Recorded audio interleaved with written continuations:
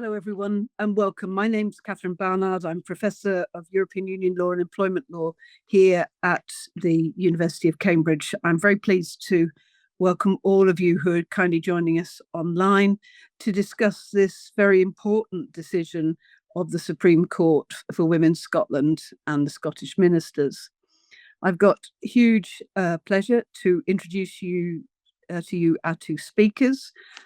First, Aidan O'Neill KC, who appeared and represented For Women Scotland, who's going to go first and is going to talk a bit about the background to the case and the arguments that led to the ultimate success for his clients.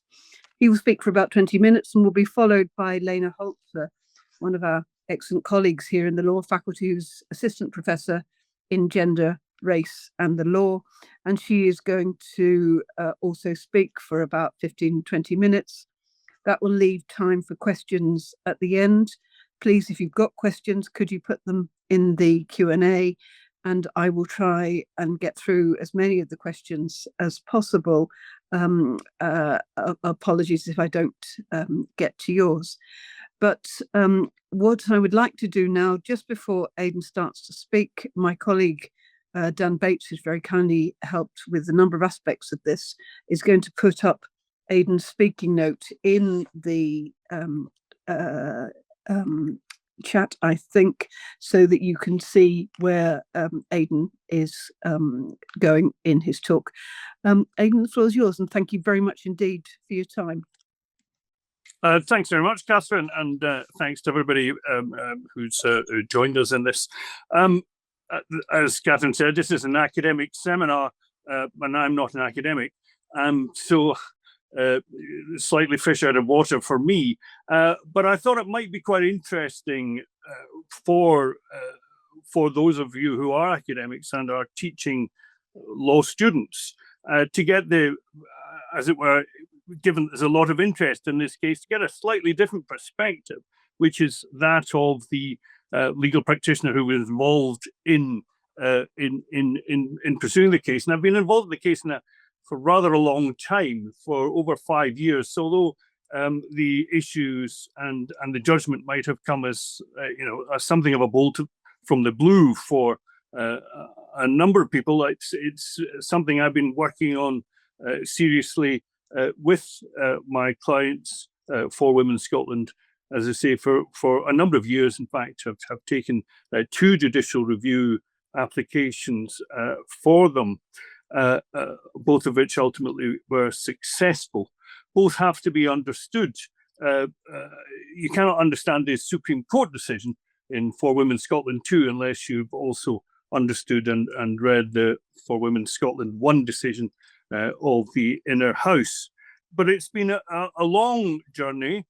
And frankly, the clients who instructed me, who put their faith in me to represent them, have been remarkable in their tenacity and their, frankly, the cogency of their legal analysis. Everything which I have done in terms of the argumentation, which was developed over time, has been very much been done in consultation with the 3 women who were the directors of For Women Scotland, and their views were very much, I made sure that everything which I said is that they had approved of, and also that I took on board everything which they wanted me to say as far as possible. As I say, it's been a long journey, in that the whole matter really started in 2017, so 8 years ago, when the Scottish ministers consulted on a draft bill to try and improve the representation of women on non-public boards and non-executive positions in Scotland. Sounds incredibly niche. It was incredibly niche, and it's slightly odd that there was such a lot of political capital put into this, because, as it turns out, statistically, women were underrepresented, but not by large margins in these positions. But in any event, a consultation was put out for this new bill between January and March 2017. The original bill as drafted said it was putting for a gender representation objective for a public board, and it said that that meant that 50% of non-executive members who are female or who identify as female, and there should be 50% of members who are male or who identify as male. That went into consultation. Again, there wasn't that much interaction with it, but the Equality and Human Rights Commission came back and said, slightly confusing language in that you seem to be confusing sex and gender, and you're including women, but also those who identify as women. So can we clear up on that? And the response of the Scottish Government was, okay, we'll just not have a definition of women at all. And the bill that was then produced to the Scottish Parliament and promoted before it had no definition of women. It was just 50% should be women in terms of the gender representation objective.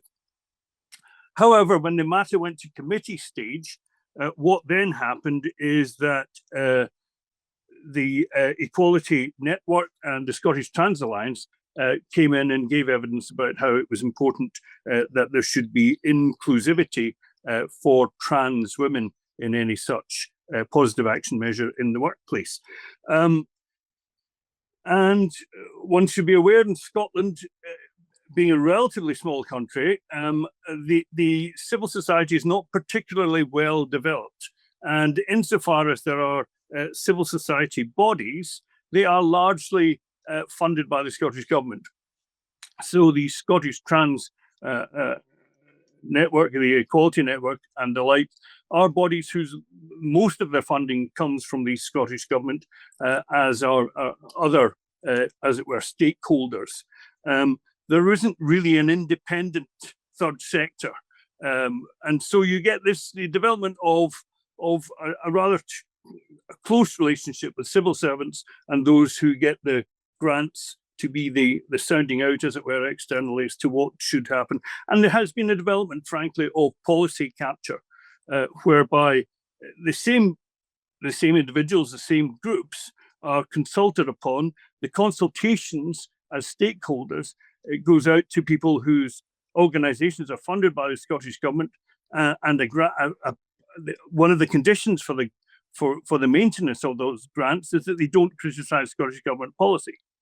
Anyway, so what then happened is that the proposal was made to have a new definition of women to specifically include trans women. So it was the proposal was to have wording that the gender recognition representation objective will be reached if a person is living as a woman and is proposing to undergo or has undergone a process for the purposes of becoming female. So include trans women, but then specifically to exclude trans men. And this was all said to be part of the underlying Scottish Government policy to be as inclusive as possible of trans women. Our women was the one of the slogans adopted by the Scottish Government. So they were happy with these amendments and they were adopted, and it all went through and nobody really noticed. The Act was passed in 2018, but it didn't come into force really for another 2 years.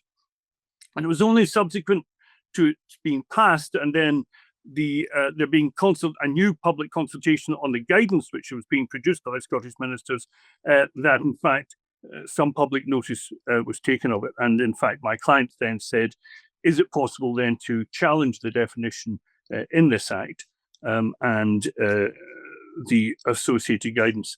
The immediate problem with that, of course, is that normally judicial reviews have to be taken within 3 months, and rather looked as though we had failed to get in within the time limit. But we made enough of an argument to say that, well, the guidance is expanding upon the statutory definition, and if we brought it within 3 months of that, we could bring it. And so we did manage to get into court. We lost at first instance in the on appeal. We were upheld by the Inner House. They said, they accepted our argument that what was happening here was a confusion between two separate characteristics in the Equality Act, gender reassignment and sex, and that because Section 14, I think it is, of the Equality Act had never been brought into force, which is the provision that allows for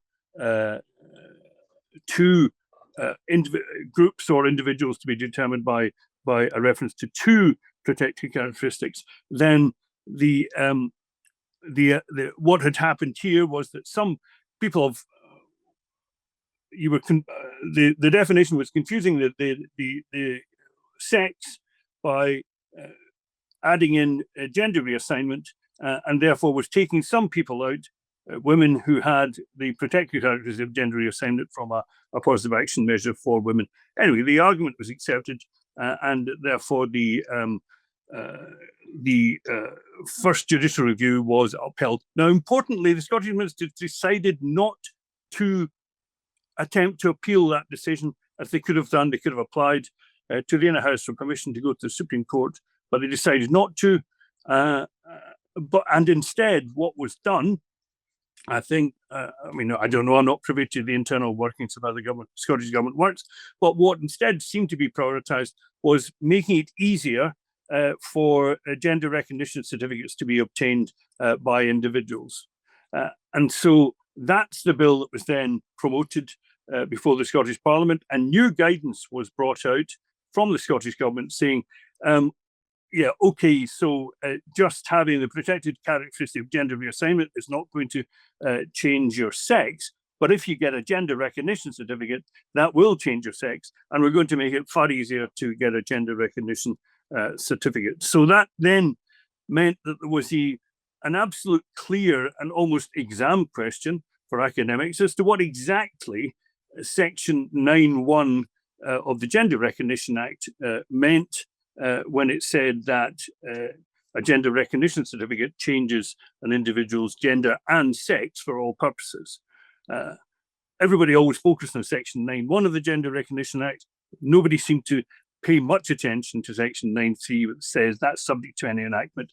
It was a slightly odd provision, that carve out, because at some levels you could think, oh well, that's all that is doing is empowering the ministers to make regulations to apply the carve out, and it was in fact used for those purposes. There are some regulations to that effect, but it wasn't just limited as a regulatory power. It was saying subject to any enactment. No notice seemed to have been paid to that, so we picked up and ran with that, saying, in fact, 9(3) is important here, and the Equality Act, when read in a holistic, coherent fashion, can only mean sex, meaning biologically, because otherwise the various provisions, in particular the carve-outs for women's rights, which existed, would not work. So that was the argument. That was the argument that was run. But of course, what was run against the background that really the weight of, if you opened up any book written by academics and practitioners, everybody said that the gender recognition certificate changed sex for the purposes of the Equality Act. And there seemed to be ECJ authority, there seemed to be European Court of Human Rights authority, there was authority from the House of Lords. So we're going against all of that in an attempt to push against the tide. So it was quite a challenging argument to make. But I had to find a new way of trying to grab the attention of the courts towards that. And what I did somewhat controversially and unusually is that I then, particularly before the Supreme Court, I then said, well, look, there's a whole line of authority, past authority, common law statements, which are wholly against my position. Now, you don't normally refer to precedent because it doesn't help you. But actually, what it did, because when one looked at those precedents from the 1870s onwards on how women could participate in public life, you saw a pattern whereby legislation and regulations which sought to bring women closer into public life were then being systematically undermined by the judiciary, saying, don't be ridiculous, or we've got this strong common law tradition that being a woman is a legal disability. So one cannot expect that these regulations, which apparently empower women, can be used to allow women to go to university, for example, or when women eventually did get to university and it required legislative change, when they graduated, they then said, well, we're graduates and there are parliamentary constituencies for universities. I think John Buchan was the MP for the Universities of Scotland. And it says any graduate of the university can vote. We're women, we've graduated, we're a person, so we can vote for the university constituencies. And the judges said, don't be ridiculous. When they said person, they could never have intended women, because that would have given them the right to vote. You know that women can't vote. So you look at that past case law, and I brought it to the court's attention and said, well, look, that's what we're up against, actually. There's this habit, this muscle memory of, when you're looking at statutory provisions, it is to find, if at all possible, against a woman's rights reading of it. So the argument was, rhetorically, if you find against this in this case, you're just doing the same again. You're just doing what the old common law position has been. And frankly, that's to be on the wrong side of history. Don't do that. Constitutional courts, top courts, courts generally don't want to be on the wrong side of history. They know that their decisions are always going to be looked back at, and some will be regarded as good decisions, Donoghue against Stevenson. Some are going to be bad decisions. Dread Scot against Sanford in the Supreme Court. So in terms of the rhetoric of all this, that I was very much saying this is an arc of history that you want to be on the right side of, and the right side in this case is in favour of interpretation, in favour of my clients. So in a sense, one used the fact that the common law was against one as strengthening one's own argument. So it was rather paradoxical. It was like some kind of judo move whereby you use the person's strength to knock them over. At least that was my concept of it. So that was the general run of things. And I've set it out more fully in the speaking note, which is available, as to what was happening.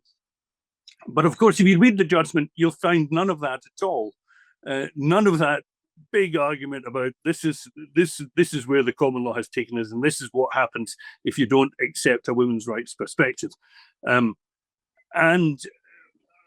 I'd said to the court, look, this is the context, and the law context is everything you're always told. This is the real context, the proper historical context. So always decide against that and against where your decision will be seen in the future. But it would be problematic, of course, for the court to then say these are all the common law precedents which are against us, because it goes against the whole notion of a court saying we never innovate, we always follow and slightly, tweak the past wisdom of the ages. Whereas in this case, I was saying, actually, no, you've got to have a formal repudiation of that approach, a recognition of it, first of all, and then a repudiation of it. And that hasn't been done explicitly. It's silent. The court is utterly silent on the arguments that are put. The case reports don't even refer to all the cases which they were referred to thus far. And if you read the judgment, you wouldn't see any hint of this. But the fact is, we won the case. So in a sense, what I would say that it's that looking at judgments, one can't always understand them simply within the four corners of what is actually said and the reasoning that is actually presented. That the context can be bigger and broader in terms of what has been argued before it. And in this, and I would say this because I did the arguing. This is pretty much that case where there's an invisible aspect to this judgment, in which the court is conscious that it is actually making a significant a change and a significant intervention in the law in a way which goes contrary to much of the received wisdom thus far. But they were persuaded round to doing that. But of course, it is then that wasn't just the historical argument was, in a sense, simply a way of grabbing their attention. At least that was my attempt. Stop and think. This is what's happened before when women's rights issues have been brought before the courts with a very similar demographic as existed in 1870 in terms of the judiciary. And one should guard against falling into those older ways. Having said that, then let's now look at the four corners of the statute. Can it work coherently in any proper way? No. And so, as it turns out, history is not just is on my side, but in any event, you can make it black letter, four square and simple, and decide in our favour. And of course, they decided in our favour. Having said that, the interventions were significant in this case, and were given significant weight. The court was incredibly grateful, in fact, to Sex Matters for pointing a way in which they could say that there was going to be no detriment to trans people by the manner in which the sex discrimination was now going to be applied, because it was always still possible for individuals to claim sex discrimination, even if they were not of the sex, by association with the sex, or because there are presumptions by appearance that they're of a particular sex. So therefore, in a sense, the court could comfort himself with that by saying, actually, we're just clarifying things, we're ensuring women's rights, and there isn't really any great detriment on the trans rights front. Anyway, I think I've spoken enough, have I? Thank you. That was magnificent, and I really appreciated the background, which I hadn't been aware of prior to you mentioning, in the sense of how you actually cast the argument, which was fascinating. There's a question that's come in on the Q&A, which is directly relevant to your very last remarks. So I thought I might just bring it in there before I turn to Lena. You said that the Supreme Court was very grateful to Sex Matters. One of the criticisms that's been raised, and this is what the questioner says, that the Good Law Project says there was no opportunity for trans people to have their verses heard at trial. You might want to just address that point. Given how much was put forward, as Mr. O'Neill has said, on behalf of the For Women organisation, as well as several interveners on behalf of their case, does he think this will result in a successful challenge in the ECA, in the Court of Human Rights? Yeah, I mean, I've looked into this, and frankly, no. As a hired gun, I'm more than happy to argue any argument. If somebody instructs me. So I have thought about this. I think the complaint is that there were interveners allowed on the gender critical side and trans voices weren't heard, but in fact there was a strong and all the interventions there, but Amnesty International's intervention was very, very strongly on the need to accept and preserve the dignity of trans people. The Scottish ministers were absolutely unequivocal on those matters. They were continuing with their policy, which had been going on since at least the past 10 years of the dignity of and needing to have the perspective of the most marginalized of groups in terms of trans women. In fact, they pled the principle of legality, and both Amnesty and the Scottish ministers were very strong in saying that there are fundamental rights at play here of trans people. The ECHR jurisprudence is all there. So the arguments were fully before the court. There's absolutely no doubt about that.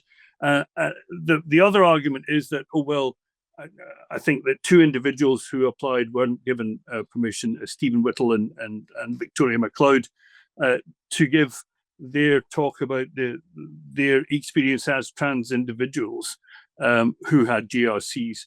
But you know, this was an appeal, second level of appeal on a judicial review. It wasn't about the evidence, frankly, and it would also be incredibly difficult for the court to take on board, or for us to challenge. It would be rather unfair to us. Anecdotal accounts of what it meant, as opposed to, whereas we hadn't lots of anecdotal accounts from women as to what things meant. This was very much focusing on statutory construction, and those arguments and the fundamental rights arguments and the EU law arguments were all there. And it was a 2-day hearing, which was unusual for it. So it just happens to be that the case was found in our favour, as opposed to, for all sorts of reasons, no doubt. I would say because of the brilliance of my argument, but others may think otherwise. That goes without saying. Thank you so much. Thank you for addressing that. Lena, may I turn to you now? Yeah, sure. Thank you. Thank you very much, Catherine, and to the CELS team for organizing this today. And thank you, Aidan, for setting the scene and explaining the background to the case. I might come back to this question, which was just raised later, but let me just kind of share my views. So I was invited to share my views on the case. And actually, until yesterday, I had prepared some analysis of the judgment by the UK Supreme Court. But then yesterday, the Equality and Human Rights Commission actually published a new draft code of practice that gives guidance on how to interpret the judgment by the Supreme Court. This draft is not final yet, but there's a consultation process in the next 6 weeks where people can send their comments on this code of practice. But I think I will focus a little bit on this code of practice because it will bring to light some of the issues that the judgment raises, some of the controversies and consequences of the ruling. So what I will do is that I will briefly explain how the Equality Act has been interpreted until now in the last 15 years, and then focus on these consequences and end with thinking about what are the challenges to the consequences raised from a human rights perspective.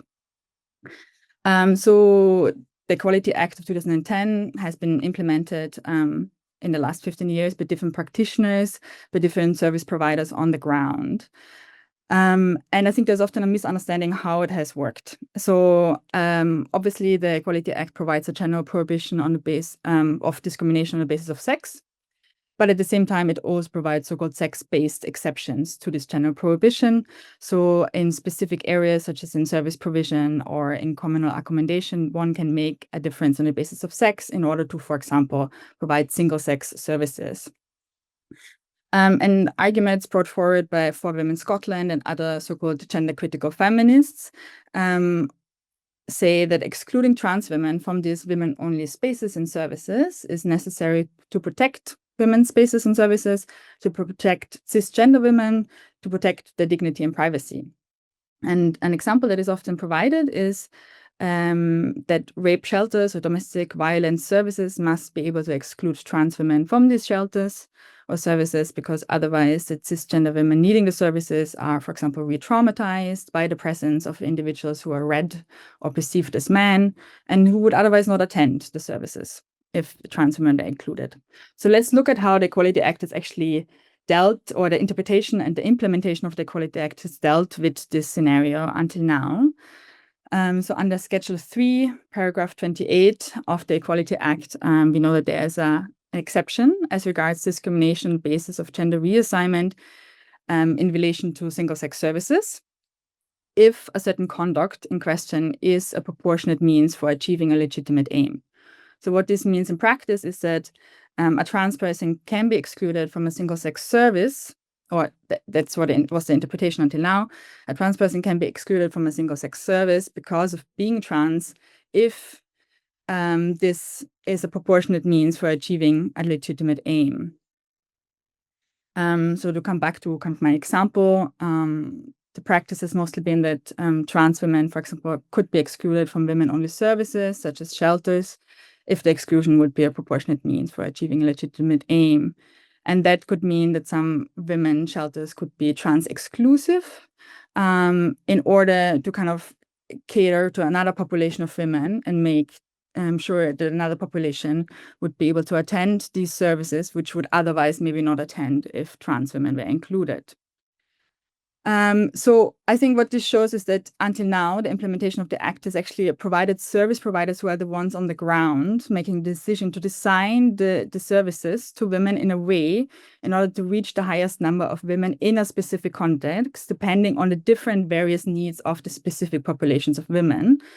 We know that intersectionality plays a strong role in the need of women to access certain women-only services, such as shelters. So gender discrimination here intersects with class discrimination and religious discrimination on the basis of race, disability, and gender identity. So we have a diverse group of women who all need, for example, sometimes some women-only services. And service providers were put in a position to actually navigate these group of women and to decide whether excluding, for example, trans women from very specific services would be proportionate. Obviously, based on this proportionality logic enshrined in human rights, one would also need to think about, so where can then women who are excluded go, and what are the other services available to them? And this interpretation of the Equality Act has been also proposed and supported by the Equality and Human Rights Commission, which has proposed this interpretation in the Code of Practice, which was laid before Parliament in 2010 and then became final in 2011. So then what are the consequences of this judgment for this practice? The UK Supreme Court has interpreted the Equality Act in a way that makes it in accordance with the Act if service providers exclude trans women from women-only services without this exclusion necessarily having to be a proportionate means for achieving a legitimate aim. And we also know that the Equality and Human Rights Commission has gone further and interpreted the judgment as creating an obligation on service providers and workplaces to exclude trans women from women-only services and spaces. So I think most of you have heard about this interim update, which the Equality and Human Rights Commission provided relatively briefly after the judgment. And in this update, the Commission focuses on excluding trans women from women's bathrooms. But as I said in the beginning yesterday, actually, the Commission also issued draft, new Code of Practices, which is a statutory guidance which you can issue under the Equality Act of 2006 under Section 14. The Secretary of State must approve this Code of Practice, and then a copy must be laid before Parliament before the Code of Practice becomes final. And here again, in this Code of Practice, we can see that the EHRC interprets the judgment as creating an obligation for all single-sex services to exclude trans women from women-only services. But actually, what is interesting is also that the EHRC in this revised Code of Practice actually tries to deal with the practical consequences of the judgment. Because what the Supreme Court said is that it kind of created clarity for the implementation of the Equality Act as regards single-sex services, for example, or sex-based exceptions. And it said that defining sex as biological sex was the only way to provide this clarity. And what we can actually see now in the aftermath quite clearly, but what was actually quite clear from the beginning on when the judgment was issued, is that instead of providing clarity, actually, the definition of sex has become really unworkable and has become really burdensome on the service providers who make the decisions. Because the UK Supreme Court said that sex means biological sex under the Equality Act. The notion of biological sex has not existed as such before in the law, and it was also not defined by the Supreme Court what is exactly meant with biological sex. So the EHRC now, yesterday in the revised Code of Practice, states clearly that biological sex is actually sex assigned at birth. It's a sex which is noted on the original birth certificate issued after birth.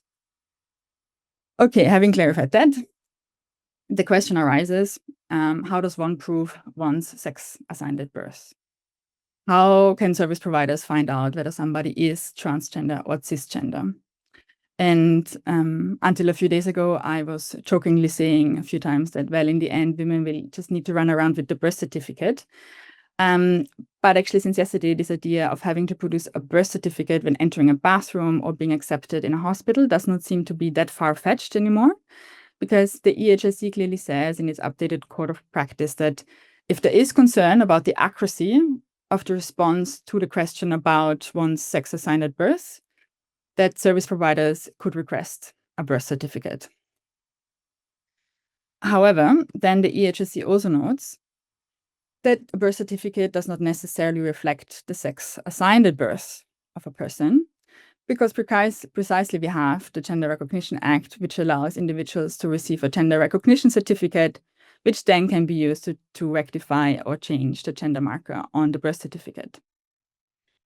So then the EHSC says, in such circumstances when one has provided a birth certificate, but there's this suspicion that the person actually has a GRC, then further inquiries are needed, such as confirmation as to whether a person has a GRC.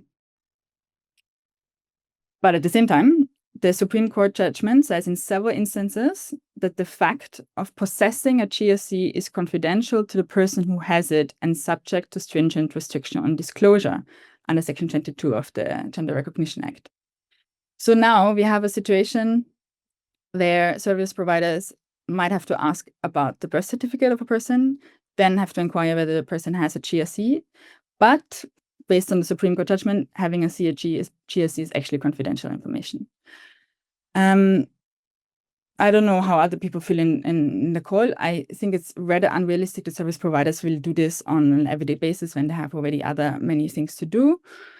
But I might be surprised. I have been surprised quite a lot in the last few months. So actually, I think what is more realistic is that in the end, access to women-only spaces is determined by whether somebody looks like a real woman and therefore does not raise suspicion of being trans. So isn't it in the end about passing as cisgender? And that really raises the problem that we might actually reinforce stereotypical definitions of how a woman looks like. And we know that since the rights of trans persons have become such a hot topic in the public debate and media debate in the last 8-10 years, there are increasing testimonies of women, including cisgender women and trans women, of having been harassed in women's toilets for not representing women enough and for having their presence questioned. So also, for example, masculine presenting cisgender women are in fact increasingly affected by this kind of gender policing. And I do want to raise the question whether this doesn't go against the feminist objective to define women less by how they look like in the end. So what I want to focus on now is quickly, so now we have this code of practice, and we will see certain human rights challenges to this code of practice. We already know that the Good Law Project has initiated a judicial review proceedings against this interim update. It has sent a letter as part of the pre-action protocol. And as part of the challenge, there are several grounds mentioned, for example, that the EHSC has wrongfully interpreted the law, specifically the workplace regulations, and therefore has failed to comply with its duty under the Equality Act of 2006. But then the letter also says that in case the Commission has complied with the duty and has not provided a wrongful interpretation, then the Good Law Project calls upon the Administrative Court to rely on Section 3 and Section 4 of the Human Rights Act to either read down specific laws or to issue a declaration of incompatibility as regards to the Gender Recognition Act of 2004, the Equality Act, and this workplace regulations. And this really highlights one of the core kind of branches of critique which has been raised against the judgment. So I think one can see kind of two broader strands of critique which commentators have raised. One is the issue of statutory interpretation and the sources which the UK Supreme Court has not engaged with in order to, which could have been aids to find out the meaning of sex in context. And the second kind of branch of critique is really that the Supreme Court has not engaged carefully with the ECHR position on legal gender recognition and has not engaged with the question whether it can rely on Section 3 of the Human Rights Act to read down the definition of sex, if sex is biological sex, in order to make the Equality Act compliant with ECHR case law on legal gender recognition. And that is important because the situation which we are having now in the UK is that actually trans persons, if the code of practice will become final and will be implemented as such, trans persons will have to out themselves in very mundane, public, everyday human interactions, such as when I'm going to the bathroom, such as when entering a hospital. And legal gender recognition, the right to legal gender recognition under Article 8 of the ECHR, a core element of that is that trans persons should not have the obligation and do not need to out themselves on an everyday basis as trans, because being outed as trans precisely kind of creates situations of discrimination and also even violence. So here we will have challenges against these kind of follow-up consequences from the Supreme Court from a human rights perspective. Yeah, that's it. Thank you. Thank you very much indeed for that really interesting perspective and touching upon some of the really rather difficult consequences of the judgment. I encourage people to put questions in on the Q&A. There have been two quite detailed questions here for you, Aidan. I don't know if you can you see them in front of you? I think the audience they're in the Q&A box. So all right, okay. Shall I press that button? Oh yes, I see that. Okay, yeah, I see them now. Yes, thank you. So I'll just give you a chance to digest them. I'll just briefly read them. Eve Haynes says, you mentioned that the question was purely one of statutory interpretation, and that's one of the reasons why the anecdotal evidence of trans people would have been difficult to deal with in the context of the trial, but also noted that the party Aidan was representing had a lot of anecdotal evidence on the part of women and the effect that this would have on them. I find this difficult to reconcile, as the experience of cisgender women should be taken into account, including interveners such as lesbian groups. Surely it would have been appropriate to have heard from the experiences of trans people rather than cis people, non-trans specific organisations speaking on their behalf. Do you want to address that one? And then there's another question on slightly similar lines. Okay, yeah. In terms of, well, as I say, it was a judicial review, and it was taken. And judicial reviews are not normally cases in which there are evidence is brought or heard. My clients didn't bring any evidence as such, but they did point out and go through how would these particular provisions for example, separate sex services, which are predicated on considerations of privacy and decency, how would they actually work in practice? And although it has to be said, there is, I think, in some of the intervention from Sex Matters and from the Scottish lesbian interveners, there was they added stuff in their intervention about various matters of surveys and stuff which had been taken, but I didn't think it was up central to the decision. The court certainly saw it very much as a question of statutory interpretation, precisely because the law had been passed, and the issue was, what does the law mean? If you want to change the law, and that seems to be what so much of what's the objection to this judgment is, the law has come up. The law is not as people had thought it had been. It isn't protecting trans people sufficiently.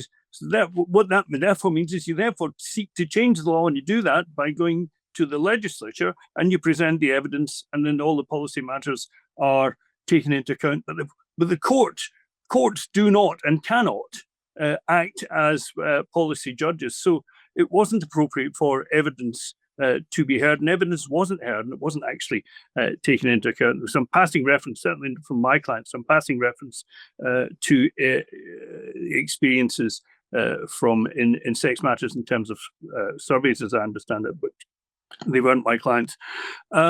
So in terms of changing the law, that's what one does. The idea also that they didn't properly take into account a human rights reading of it, human rights arguments were completely put forward. As I say, the Equality and Human Rights Commission were involved, and they supported the position of the Scottish ministers and of Amnesty International in terms of what the law actually meant. The Equality and Human Rights Commission also said, in practical terms, that might cause difficulties, and therefore that would be a matter for the legislature, not for the courts to determine. But a human rights reading under Section 3 of the Human Rights Act says one can change a normal reading of a statute in order to comply with the requirements of convention right, if and insofar as possible. And we know from Guidon against Gordon Mendoza that that means it's got to go with the grain of the legislation. And in this case, they went and discovered the grain of the legislation and said they could only, all these provisions, notably about pregnancy and maternity protections, only make sense. And there's only one definition of women if women means biological women. So issues around the misunderstandings before, the idea that trans women can only be excluded from same-sex services if there's a legitimate proportionate reason and all the rest of it. That was a misunderstanding, because if trans women were included in women-only services, they were no longer single-sex species. And the issue about the exclusion of people with gender recognition on a legitimate and proportionate reason would be the exclusion of trans men from spaces which are otherwise women-only in terms of individual cases. So it was never the case, notwithstanding the assertions to the contrary, that it had been the case that trans women would be presumptively admitted into women's only spaces, but could only be excluded in terms of legitimate grounds. If they were in a women's only space, it was no longer a women's only space. You have to justify why you're having a women's only space under other considerations, which are to do with privacy, decency, intimacy, and all the rest of it, but not proportionality. Sorry. Thank you. Thank you. And there's a further question. I'll just from Roman Irvin. It says you Aidan, mention that your case relied on a review of legal history and how the law has been frequently used to disregard women's rights. Given society's growing recognition of trans marginalisation, please can you explain how this is not another example of the law legitimising the oppression of already marginalised group, especially when the Scottish Government's aim was to improve women's access to politics and affect only a very small proportion of women who identified as transgender? Thank you. Yeah, and that argument was very, very strongly and eloquently put by the Scottish Government. This is all about their policy, their declared policy for 10 years to stop trans marginalisation. I was arguing for my clients, For Women Scotland, saying, yes, but the problem, and this is an argument, I'm putting forward the argument, as it turns out the court accepted it, but I'm there to argue a case. But what my argument was, well, one's focusing on trans rights and trans rights as fundamental rights, but you are forgetting and not even taking into account the impact that might have on women and women's rights in terms of biological definition of women. So, for example, one of the questions that came from the court was, well, these are positive action measures in the workplace for women because women in the workplace experience, because of their as a sex, as a biological sex, they have historically suffered less representation in senior positions. And it was clear, I mean, even before the court, it was all men who were arguing the case, just about, apart from the Scottish minister said instructed 2 women. Otherwise, all the people speaking were men, and the majority of the court were men. But women as a biological sex are the ones who are suffering discrimination, institutional discrimination, and need of positive action measures. How is that going to help women if you have people who've had professional careers and then later in life transition, and therefore will be able to claim those positive action measures if they had been natal men who then transition in later life? That is that dealing with the institutional discrimination aspects of it? The court asked because that was a concern about it. So women's rights were centered by me against the background of the undisputed historical, as the cases I quoted showed, institutional discrimination against women. Even now, there's a gender pay gap, and the Equal Pay Act has been enforced for half a century. You know, there's something a bit odd going on, frankly, if even 50 years on, women are still being paid less than men. And that was another issue. If you're then putting people who were natal men and had careers as men and then transitioned later into equal pay cases, then you're going to skew the statistics there too. Thank you very much for that. There's a lot of questions. Oh, Can I sorry. really also jump on that? Yeah, of course. Sorry, I've got the questions up. Yeah, go ahead. But I totally understand. Yeah, so I think since this has been now raised a few times, I also just wanted to say something on voices heard in the case. I think we do need to think about like what is the knowledge basis for judges to come to their decisions. Aidan mentioned a few cases where actually women's rights were restricted or were not recognized in history, and also mentioned that the judges who took this decision were mainly men. Also mentioned some cases where the issue at stake were the rights of Black people, such as enslaved people, and the judges were white. Obviously, I think we should think about the representativeness of our judicial bench, but we also should not like fall into the trap that is assume being a man or a woman or being white or Black is necessarily determining our view of the law, because that would really go against kind of anti-essentialist stances also fought for by intersectional feminists. But I think we do need to think about like what is the knowledge and what are the lived experiences, what is the type of information which courts rely on. And in this case, I think the interventions have played a crucial role. I didn't also mention how strongly the judgment relies on the intervention by Sex Matters, which was providing a written intervention as well as an oral intervention. And also the court strongly relies on the interventions of the three kind of lesbian organizations which intervened on behalf of the claimants or on the side of the claimants, and also relied quite heavily on the intervention of the Equality and Human Rights Commission, but does not engage with the intervention from Amnesty in substance at all. It mentions Amnesty has provided an intervention, but it does not engage with the intervention as such very much. So I do really think that we have to think about like what are the voices which have been heard here, what is the type of information and the knowledge which has been heard, and whether I don't completely understand why like these interventions were permitted, and like for example the interventions by the two experts who work on trans rights and who have also lived experiences were not included. So I do think that this is a very kind of important kind of question to raise about the case. Yeah, I think I would have other things to say, but let's see whether there's another question. Okay, thank you. There are a number of questions coming in. Aidan, you might not feel able to answer this one, but Maggie, as you know, Maggie Chapman, MSP member of Scottish Parliament, accused the Supreme Court of bigotry, prejudice and hatred following the ruling. Thoughts on that and the fact that she's allowed to continue as Deputy Chair of the Scottish Parliament Equality Committee? Well, she got the casting vote on her staying as Deputy Chair of the Equality Committee.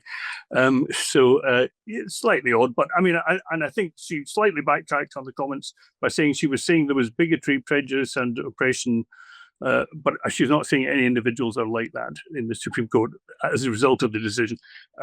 But, you know, politicians are politicians. I'm afraid they will say what they will say, and it's beyond my pay grade to... although clearly not Roddy Dunlop, who has tweeted on that. But he is the Dean of the Faculty of Advocates. But also, I think he's given up on Twitter now because he's taken up a part-time judicial role. So the rest is politics. Thank you. I'm conscious that our time's running out.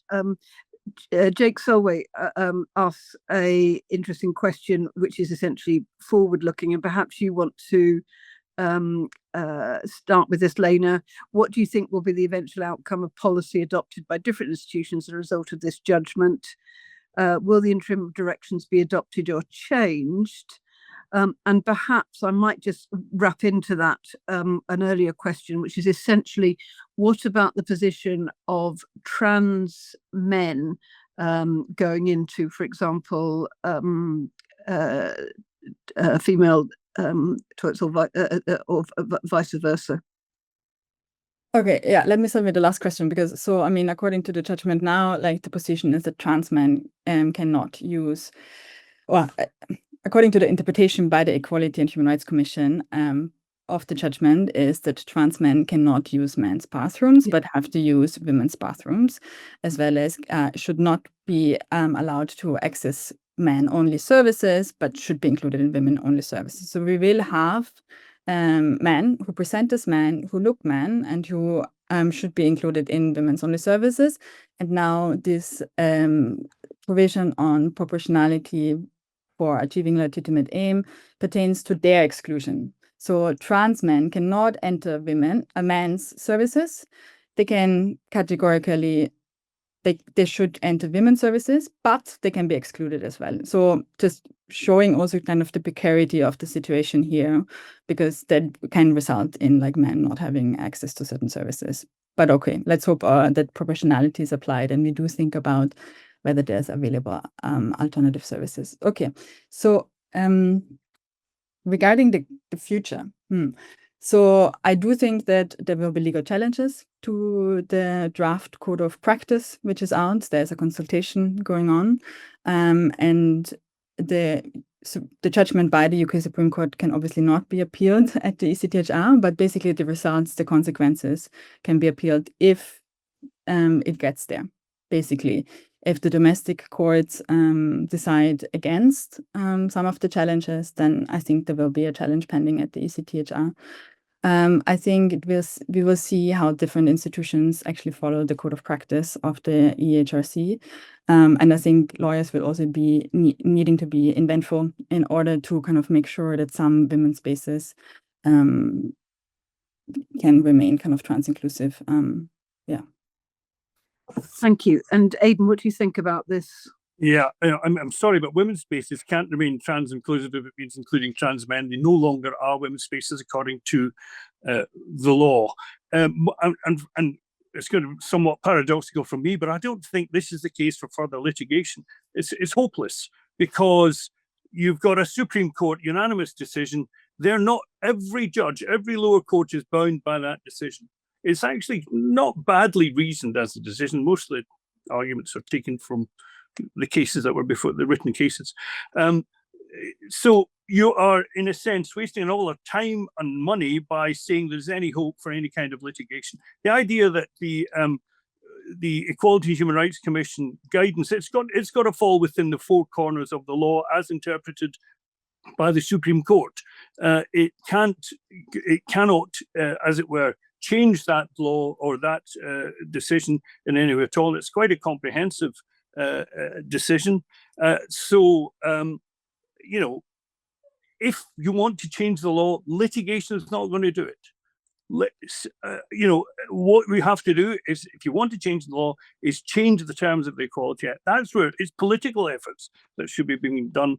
And frankly, I've done enough attempts at applications to the European Court of Human Rights in cases in which I think there were even far stronger grounds than any of this.